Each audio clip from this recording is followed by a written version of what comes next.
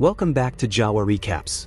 Today, we're diving into the survival horror called Until Dawn 2025. A group of friends seeking adventure in an isolated mountain retreat soon find themselves hunted by a terrifying force. As night stretches on, every choice they make could mean the difference between life and death, and the dawn feels further away with every passing hour. The movie opens with a girl named Melanie crawling out of a grave. A mysterious figure with a pickaxe appears. Desperate, she begs for mercy, but he mercilessly kills her. Cut to the present day. 5 friends are driving down a lonely road. One of them is Melanie's sister, Clover. They're all headed to the place where Melanie vanished. At a small store, Clover plays Melanie's last video, where Melanie shares her grief over their mother's death and her need to get away from home to heal. Megan, who possesses some psychic abilities, suggests everyone hold hands to tap into the energy around them. Just as they're about to connect with Mel's last moments, a truck's horn blares, breaking the silence. Clover steps into the store alone. Max wants to follow her, but Nina urges him to give her space, hinting at the complicated history between Clover and Max. At the counter, Clover shows the cashier a picture of her sister. He tells her she's not the first to come searching. People who venture into Glore Valley never return. It's a place shrouded in mystery and danger. Outside, Na's boyfriend, Abe, questions the real purpose of their journey. He realizes Clover's true intent is to find Mel.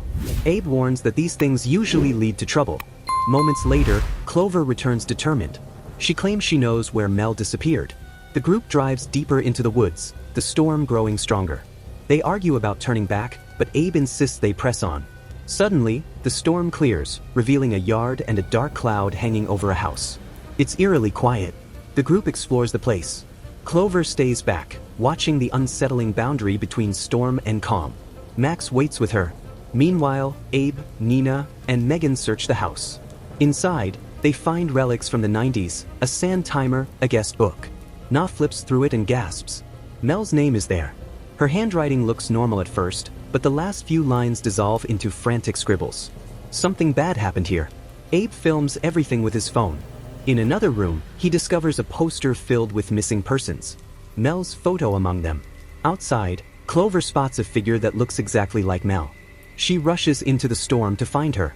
As night falls, Max catches up and pulls Clover back. Reunited, the group debates what's happening. Na notices the sand timer has flipped over by itself and begun to count. Suddenly, a loud banging echoes outside. They check and find their car isn't where they left it.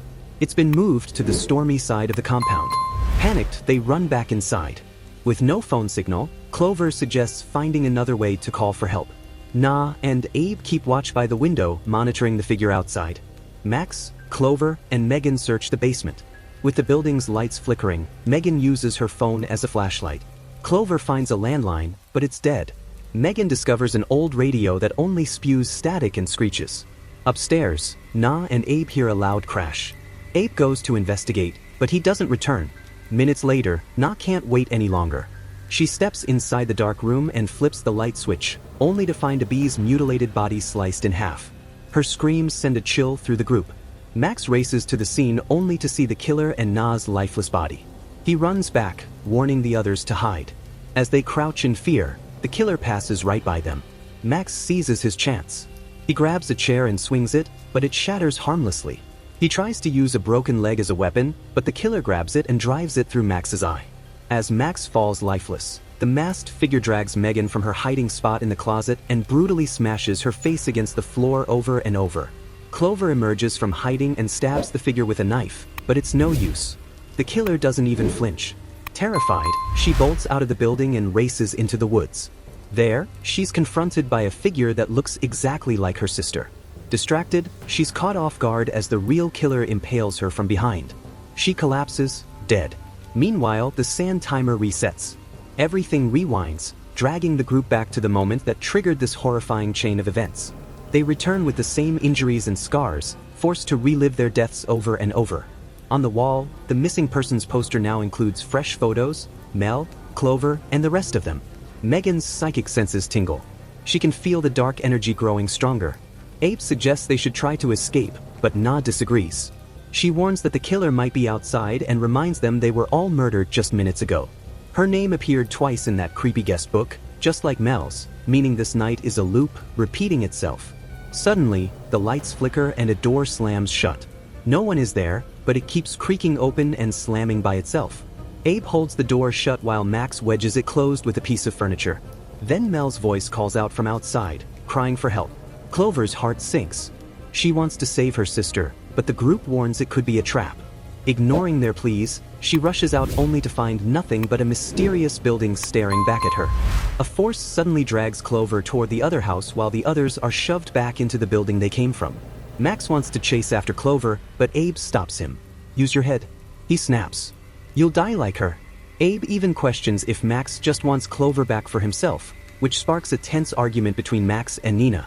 Inside the strange house, Clover wakes up surrounded by eerie masks. In the corner, an old woman breathes through an oxygen tank, listening to a news report about a local disaster. Clover tries the door, but it's locked. The old woman approaches, and Clover pleads to be let out. The woman tells her there's only one way: survive the night or become a part of it. She then grabs Clover's face, suffocating her with the mask, transferring her essence while the old woman slowly crumbles to dust. Back at the car, Abe and Nina try to leave only to be blocked by a monstrous figure. Desperate, Abe slams the car into reverse, but the doors lock themselves, trapping them inside. The masked figure appears in front of them, and both are murdered. Max finally reaches the building where he finds a room filled with old toys. A chair swings by itself, but it's just the wind. He turns around only to be slashed by Clover, now wearing a mask. She staggers outside only to be struck by a bee's jeep driven by the killer. The cycle resets once again. They all find themselves at the same horrifying moment that started it all. This time though, they notice a water tank that wasn't there before. Realizing their mistakes, they barricade themselves in a bathroom. Abe, parched, drinks water from the tap and offers it to the others. They all drink. Clover shares what the old woman told her. They have to survive the night to break free. Max suggests maybe all they need to do is not die until dawn, but if they fail, they'll be trapped here forever as part of the night's horrors. Suddenly, Abe begins to cough violently. He tries to hide it, but blood spews from his mouth and splashes onto Nina. He tries to wash it off, but Megan stops her, realizing the water is contaminated. In that instant, Na also explodes. Panic spreads. Megan is next. She too bursts apart. Clover begs Max to kill her before it's too late, hoping they can come back and try again. But Max can't do it.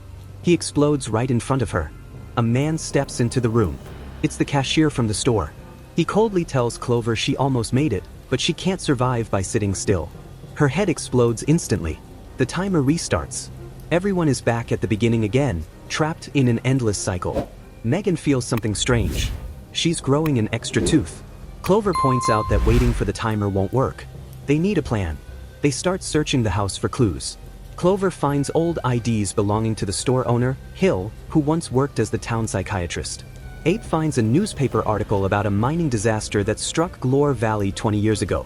According to the report, the miners dug too deep, killing over 1,000 people. Hill was brought in to help survivors deal with the trauma. That's when they realize this town was buried alive during that disaster. Na spots a door and thinks it might be a way out. But when she opens it, she sees a terrifying path and quickly decides they should look for another exit. Megan remarks that whoever is behind all this wants to keep them terrified. Max then discovers a VHS tape, and when he plays it, they see a man trapped in a lab begging to be let out. The doctor overseeing the experiment explains that the patient is showing signs of starvation, muscle atrophy, and most importantly, intense fear and anxiety, feelings of hopelessness, and utter despair. He adds that the trauma from the mining disaster still lingers, affecting both survivors and newcomers alike. The longer they're trapped, the more desperate they become, eventually transforming into monsters known as Wendigos. Suddenly, the radio crackles to life and Hill's voice comes through. He tells them that there's a way out, but there's a price. One of them has to die for the rest to escape Glore Valley. Clover refuses to sacrifice anyone. Determined to find another way, she finds a map of the town and points out the location where she believes the doctor is hiding. Clover demands to see him face to face. Hill agrees, but only if she comes alone. Abe thinks it's a good idea. They have just 4 nights left. No one in the registry has survived past 13 signatures. They need to try. Clover reluctantly agrees to meet Hill, who reveals he's in the woods with her sister. The others try to stop her, but Abe steps aside, reminding them they can't keep dying forever. He also points out that Clover has tried taking her own life twice this year. But Nina snaps. She impales Abe with a pickaxe, furious that he's encouraging Clover to chase her sister. She orders Megan and Max to go after Clover while she stays with her boyfriend's lifeless body. Meanwhile, Clover wanders into the woods only to be caught in a trap. As she struggles, she's pulled into a dark shadow.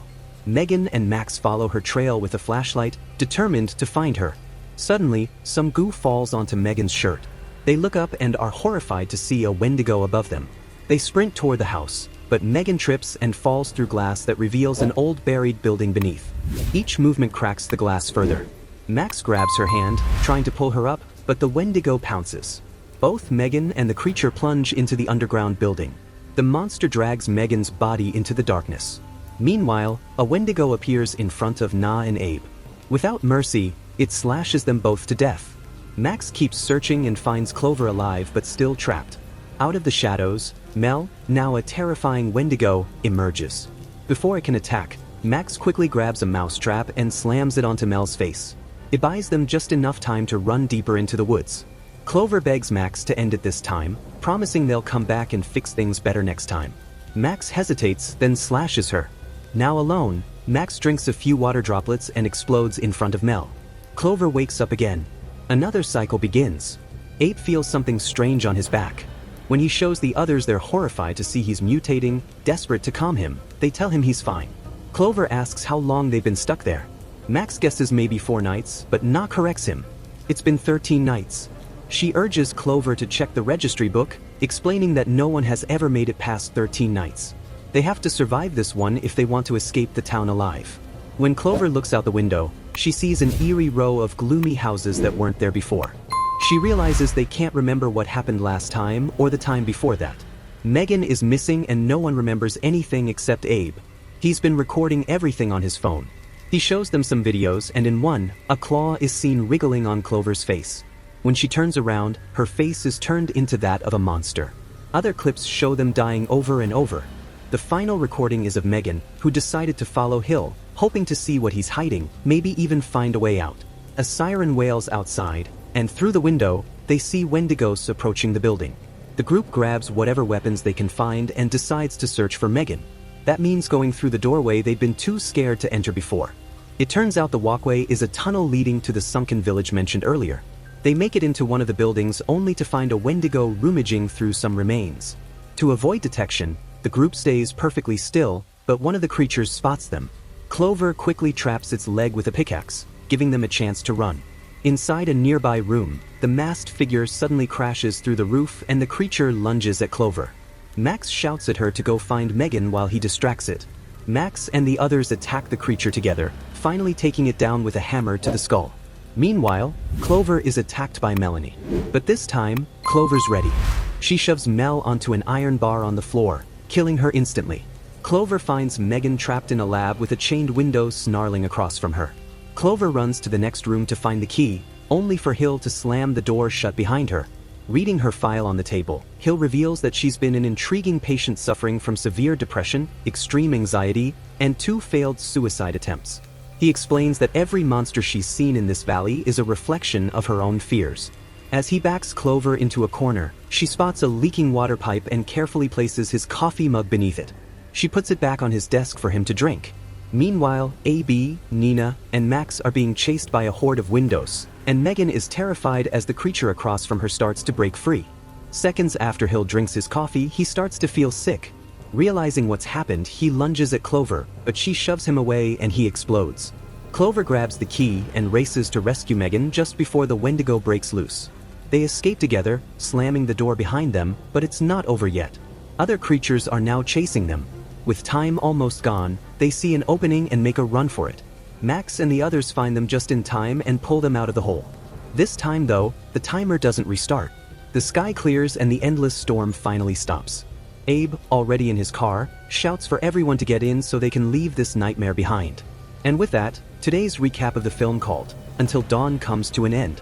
If you were trapped on a mountain with something hunting you, would you risk everything to survive until morning, or sacrifice others to save yourself?